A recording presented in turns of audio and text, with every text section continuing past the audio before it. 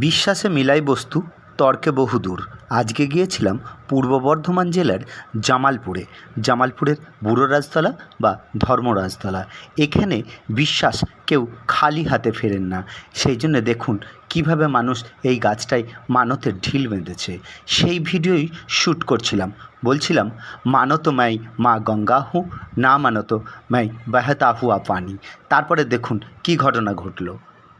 বাবা ধর্মরাজতলায় এই যে জায়গাটা দেখছেন, এই জায়গাটা হচ্ছে মানুষের মানত করার ঠিক। পুরো গাছটাতেই ভর্তি হয়েছে ঝিলে।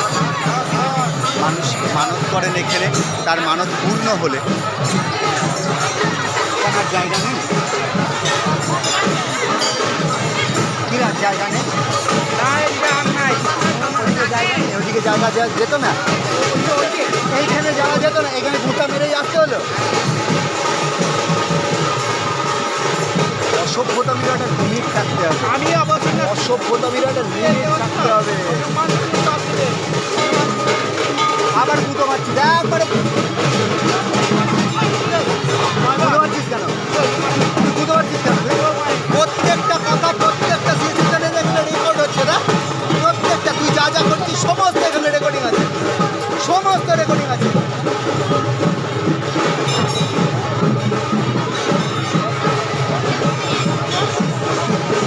অসভ্য, এর মধ্যে হাতে গুঁতো মারছে।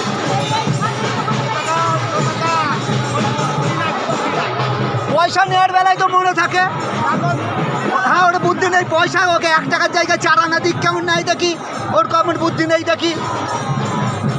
অভাব আছে, অভাব, কিচ্ছু না, শুধু অভাব আছে। অভাব পূরণ করে দিলে সব ঠিক হয়ে যাবে।